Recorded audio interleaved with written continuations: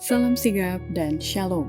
Renungan kita pada hari ini, Rabu 7 Desember 2022, berjudul Dia Duduk di Atas Bulatan Bumi. Ayat intinya terdapat di dalam Yesaya 40 ayat 22. Dia yang bertahta di atas bulatan bumi, yang penduduknya seperti belalang. Dia yang membentangkan langit seperti kain dan memasangnya seperti kemah kediaman.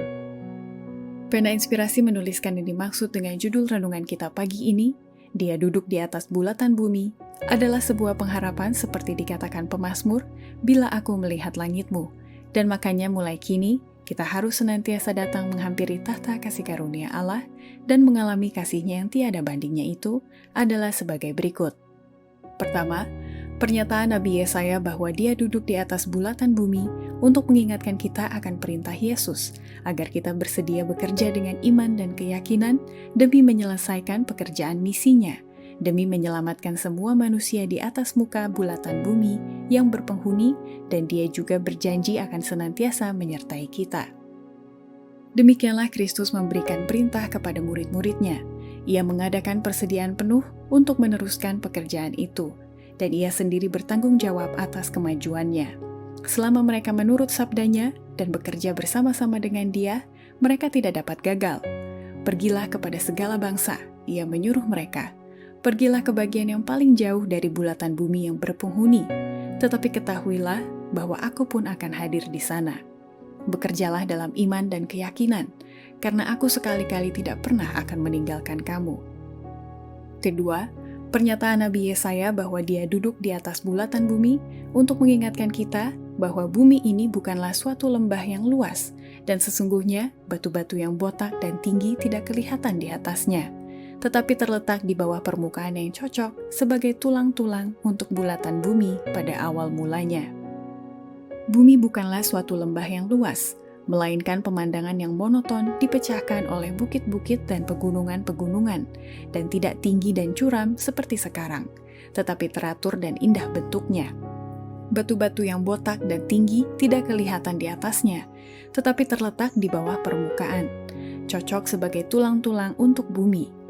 Air mengalir dengan teratur, bukit-bukit, gunung-gunung, dan lembah-lembah yang sangat indah dihiasi dengan tumbuh-tumbuhan dan bunga-bunga, serta pohon-pohon yang tinggi dan mulia dari setiap lukisan, yang banyak kali lebih besar dan jauh lebih indah daripada pohon-pohon sekarang. Udaranya bersih dan sehat, dan bumi tampaknya seperti istana yang mulia.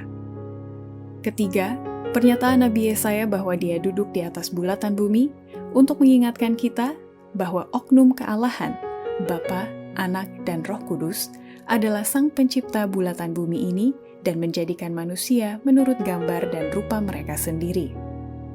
Setelah bumi diciptakan dan binatang-binatang di atasnya, Sang Bapa dan Anak melaksanakan maksud mereka yang telah dirancang sebelum kejatuhan setan untuk menjadikan manusia menurut gambar dan rupa mereka sendiri.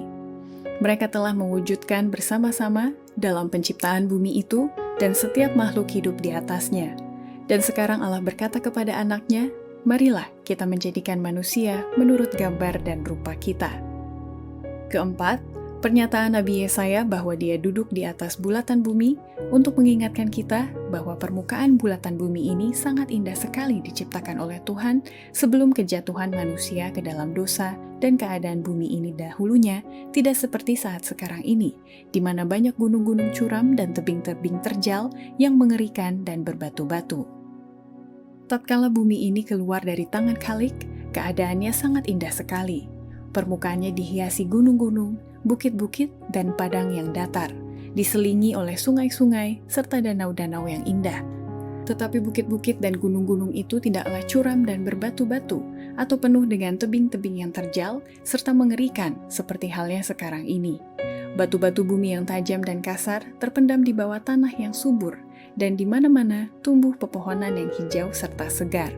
Tidak ada rawa-rawa yang menjijikan, atau padang pasir yang tandus.